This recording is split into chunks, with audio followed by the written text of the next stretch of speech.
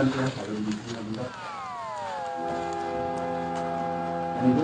enten ibu.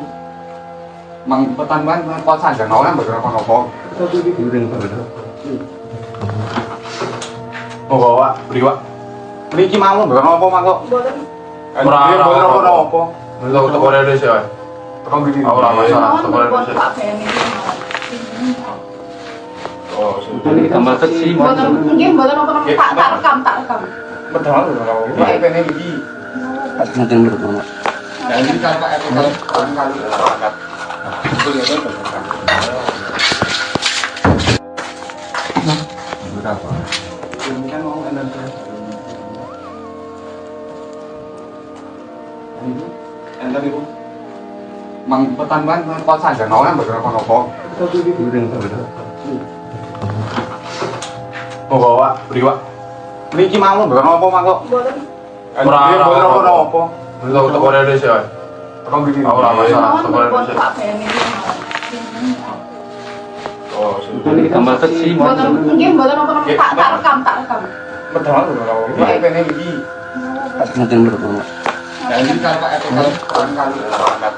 Ayo ketahuan ya, warga Tegalrejo menggerebek sebuah rumah ya, yang ditinggali wanita yang ditinggal suaminya berlayar.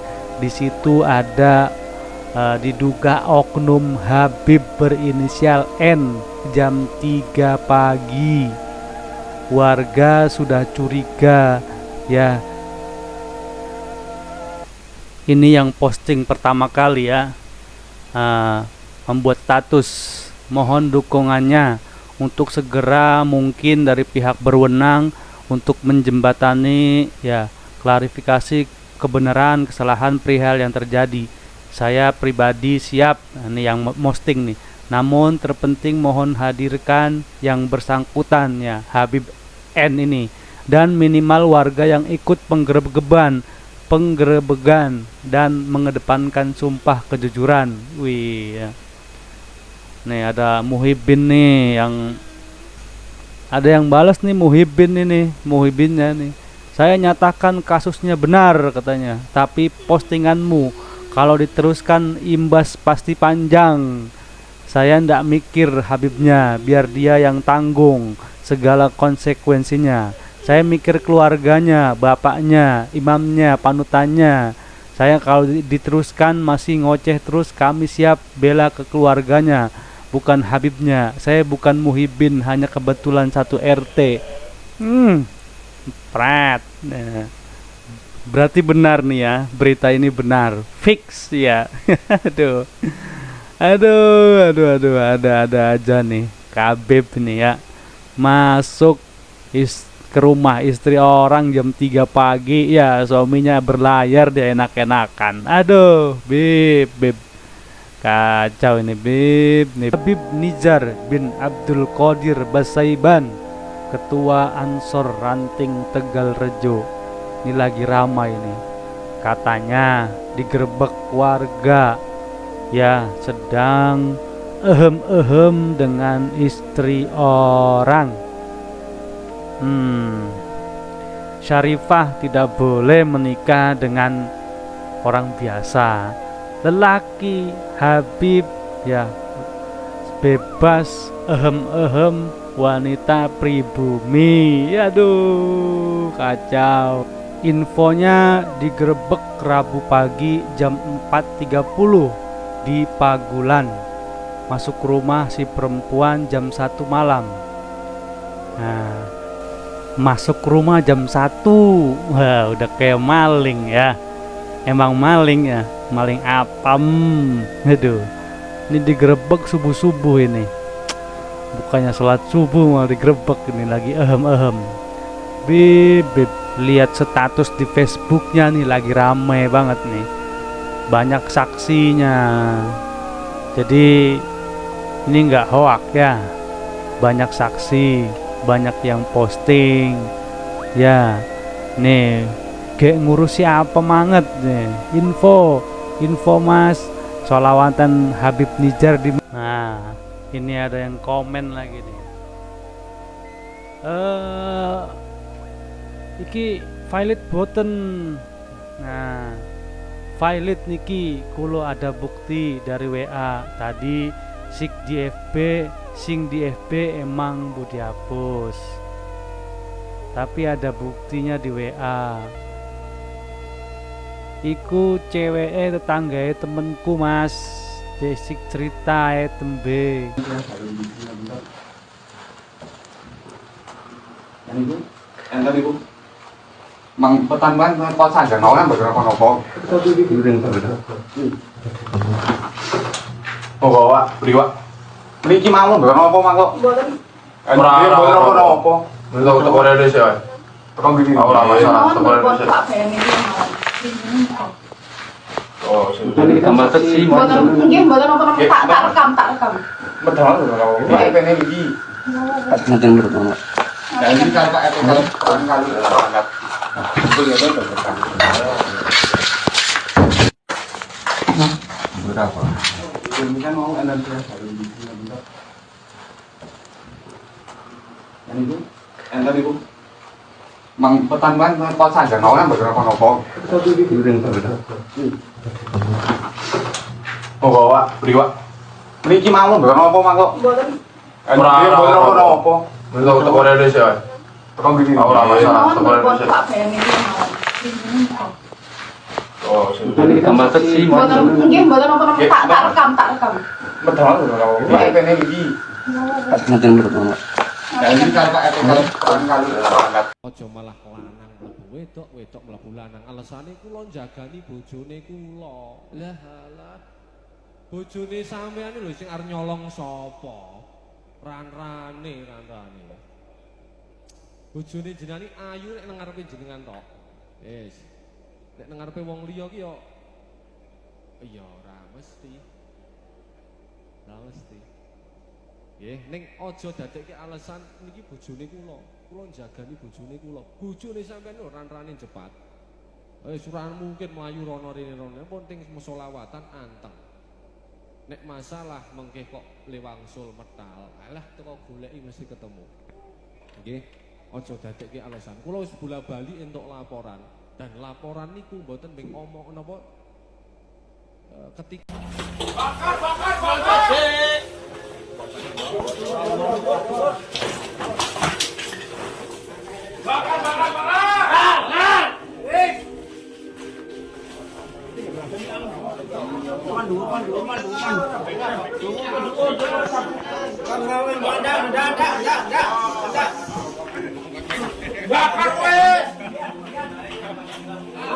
merusak akidah itu. Udah dibakar aja Pak.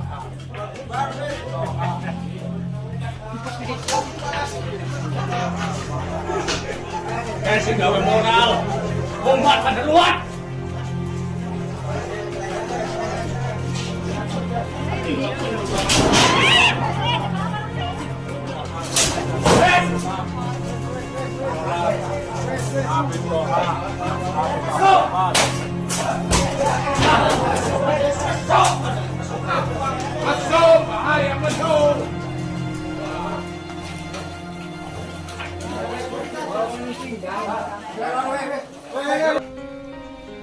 Itu setan itu, bukan ulama.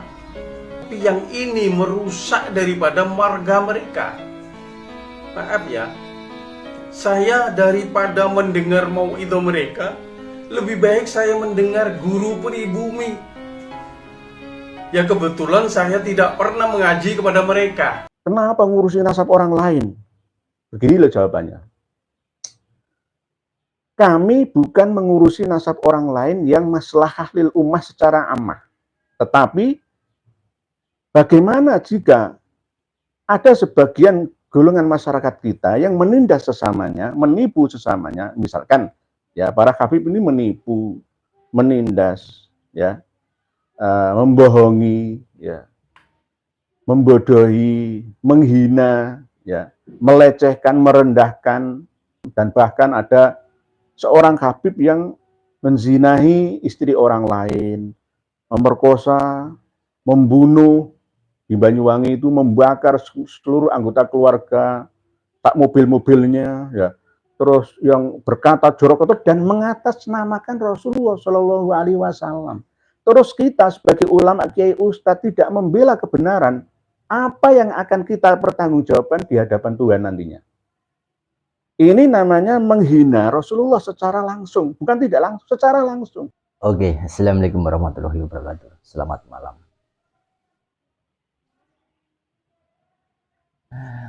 Kawan, dulur, nah kok sekarang itu tambah aneh ya? Setiap hari banyak berita-berita yang aneh dan lucu. Ada oknum Gus nyabuli santrinya, ada ustadz yang mengaku punya ilmu al-hikmah nyabulin pasiennya.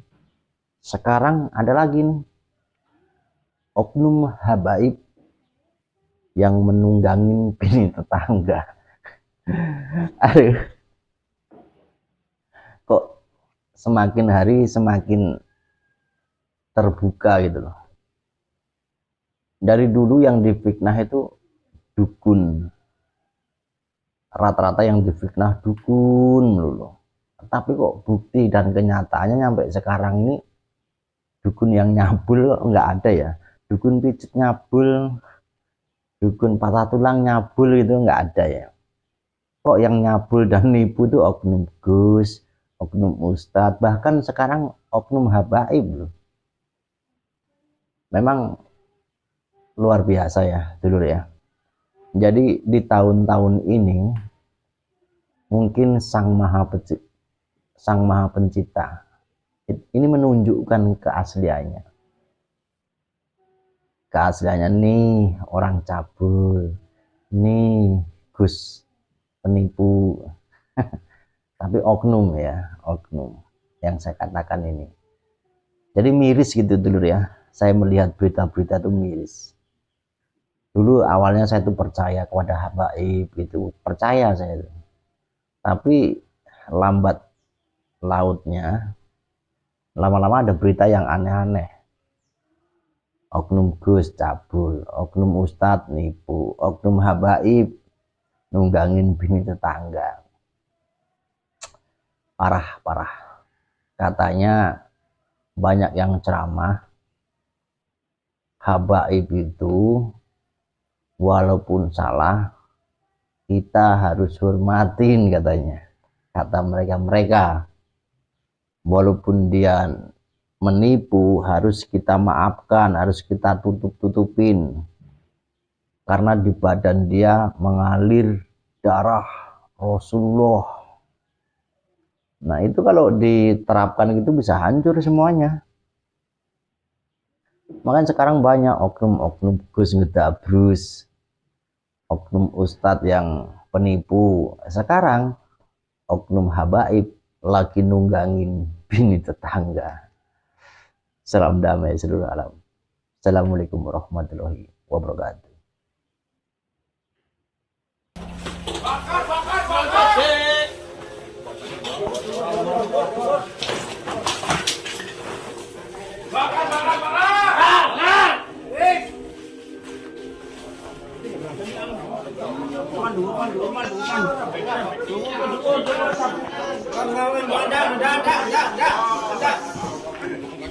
Bakar wes.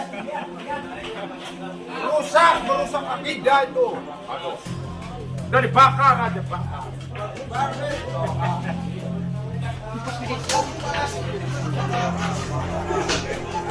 Sing gawe moral.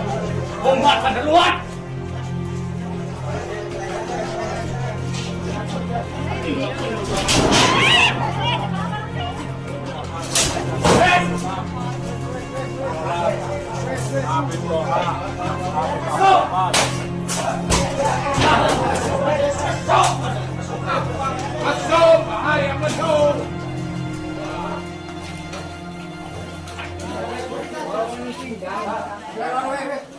Langsung aja kita mulai dari awal Pak Kiai.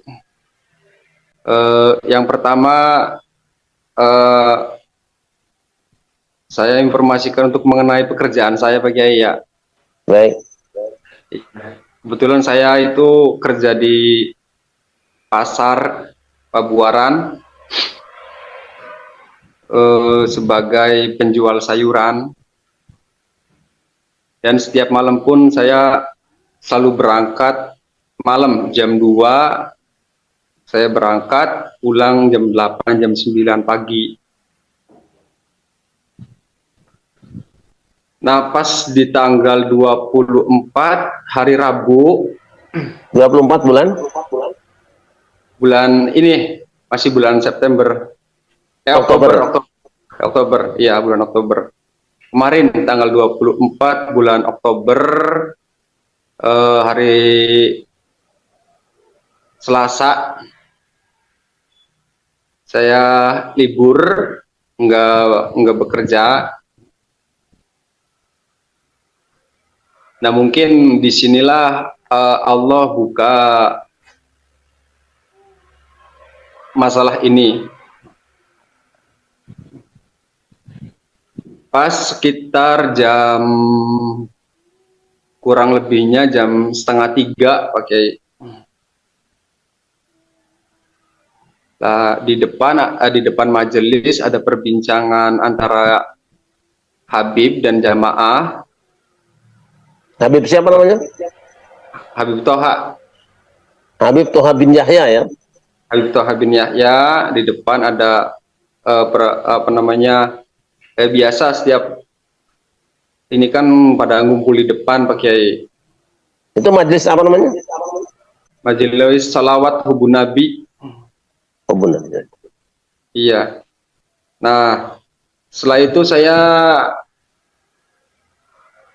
nyuruh istri masuk karena dia di depan kontrakan, tapi enggak di luar ya, di depan kontrakan. Jadi masuk. Nah, di situ saya awal mulanya pinjam HP istri Pak Kiai. Awal mulai saya pinjam HP istri, dan saya pura-pura ke kamar mandi. Dan di situ saya temukan chattingan antara istri dengan temannya, tetangga, cewek juga, perempuan, yang berisikan saya dipeluk, saya dicium. Nah, setelah itu saya ngomong ke istri. Dipeluk cium oleh? Kenapa Pak? Dipeluk dan dicium oleh siapa?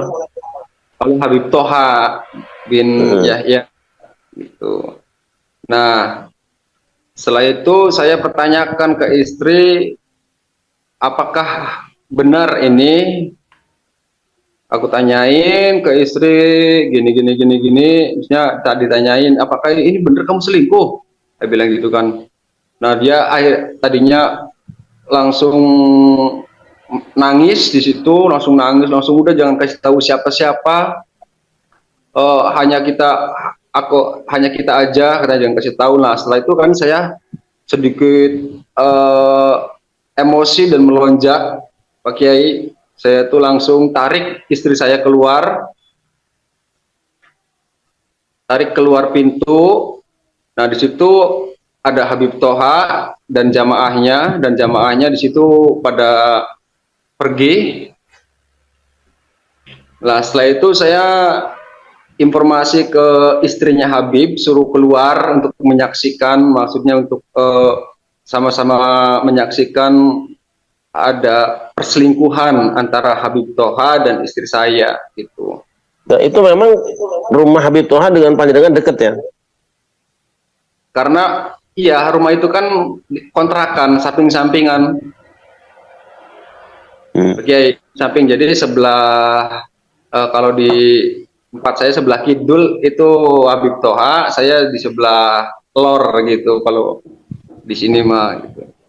Nah, saya keluarin semua berempat, ada istri saya, Habib Toha dan istrinya Habib Toha di situ. Nah, setelah saya keluarin, saya langsung ngomong ke istri sama ke Habib, diam, saya bilang diam, semuanya diam, saya bilang gitu. Tolong jelasin apakah benar ini selingkuh? Bilang gitu, apakah kamu benar-benar selingkuh? Nah, situ istri ngomong, tolong jujur sejujur-jujurnya, jangan ada yang ditutupin, jangan ada yang disembunyikan, saya bilang gitu, karena saya semuanya sudah tahu gitu. Nah, setelah itu istri mau jujur, Habib Toha agak sedikit mengelak, nggak mau ngaku. Dia katanya cuman ya intinya nggak mau ngaku. Nah, setelah istri saya bilang, saya tekan lagi, suruh jujur, buka suara, jujur, saya bilang, intinya kamu harus jujur, buka suara gitu. Nah, di situ baru sebelum istri saya ngomong pun, istrinya Habib Toha udah lari duluan ya. Lari kemana? Ke kontrakan. Tadinya kan saya kumpulin di rumah sebelah tuh, Pak Kiai. Di sebelah kontrakan kan ada rumah tuh, rumah kayak kosong itu buat tempat sholat di situ. Nah, saya kumpulin di situ. Nah, sebelum istri mau bicara itu, terus istrinya Habib Toha langsung lari, ibaratnya nggak mau nerima lah, biarin urusan kalian, saya nggak mau nerima gitu. Dia langsung pergi. Nah, di situ Habib Toha nyusul sama istri saya, jadi kita pindah tempat intinya, karena istrinya Habib Toha nggak mau keluar, jadi saya panggil lagi istri saya sama Habib Toha, dan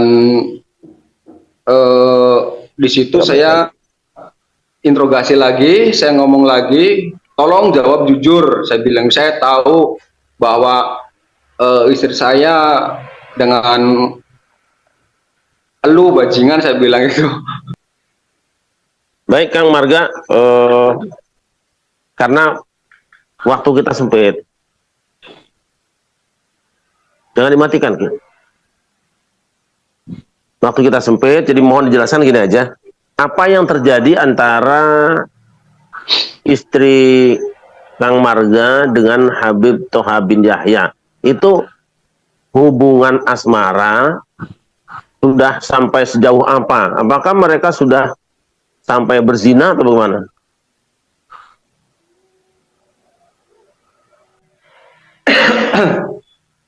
Silakan Kang Marga. Iya. Menurut informasi dari istri, udah dalam 1 bulan, dari bulan September sudah melakukan perselingkuhan dan mengakibatkan berhubungan jinah selama 1 bulan, kurang lebihnya 7 kali, 1 kali di kontrakan saya, 6 kalinya di rumah. Di rumah siapa? Di rumah balai, itu yang biasa buat kumpulan di situ. Kalau di majelis sebutnya rumah kosong. Itu maksudnya rumah balai itu majelis taklim atau apa? Itu rumah balai itu kan buat sholat, buat tempat kumpul, ngobrol di situ. Oh, milik warga bersama. Iya. Jadi beda di luar dari kontrakan gitu. Jadi mereka berzina di tempat sholat itu. Yang pertama berzina di kontrakan saya. Terus yang ke-2 dan 3 dan seterusnya itu di rumah kalau di majelis sebutnya rumah kosong ataupun rumah bulan di situ. Yang berarti sholat itu. Iya.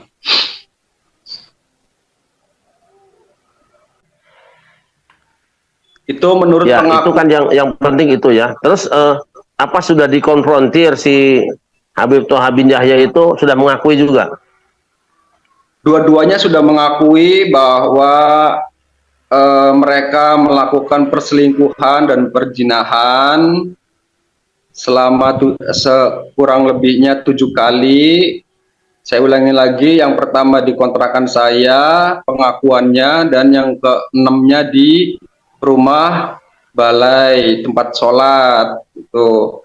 Nah, setelah saya rekam, saya emosi dan berdiri, ya intinya menahan nafsu, karena di situ waktu pas mendengar pengakuan itu saya udah sempat, maaf katakan kasar, udah pengen membunuh lah ceritanya gitu.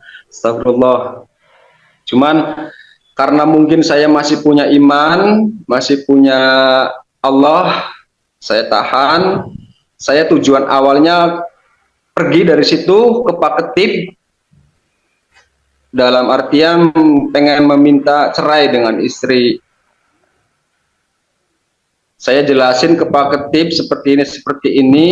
Nah, Pak Ketip itu siapa? Pak Ketip Dede Gunawan itu kan selaku Lebe. Oh, Lebe. Ya, saya langsung ke Pak Lebe, saya cerita itu sekitar jam 5 subuh, saya cerita, saya intinya pengen cerai Pak, gitu. Tujuan awalnya seperti itu. Karena udah nggak sanggup dengerin pengakuan bahwa istri dan Habib itu melakukan perselingkuhan sehingga berzinah di tempat majelis, lokasi majelis yang sering dibawa untuk bersolawat. Aduh, ada-ada saja nih kelakuan Habib ya teman-teman, yang gak ada habisnya. Yang mana tadi sudah kita simak bersama, ada oknum Habib yang istilahnya menunggangi istri orang nih teman-teman, pada saat suaminya berangkat pergi ke nelayan. Dan tadi sudah kita lihat video amatir yang direkam oleh warga yang ada di lokasi penggerebekan, serta beberapa postingan-postingan yang memang menandakan bahwa kabar ini benar adanya. Dan beberapa tanggapan dari para ulama yang serasa resah nih melihat kejadian ini. Teringat pada saat kejadian beberapa yang lalu juga ada oknum Habib yang juga meniduri atau berzinah dengan istri orang di majelis bersolawat. Aduh, memang betul kata pepatah nih teman-teman ya, rumput tetangga lebih hijau daripada rumput di sendiri. Semoga kejadian ini tidak terulang lagi dan kita bisa mengambil hikmah dari kejadian ini. Jadi untuk teman-teman semua, terima kasih sudah mengikuti channel ini. Kita jumpa lagi di video selanjutnya. Akhirul kalam, wabillahi taufiq wal hidayah wa ridha wal inayah. Wassalamualaikum warahmatullahi wabarakatuh.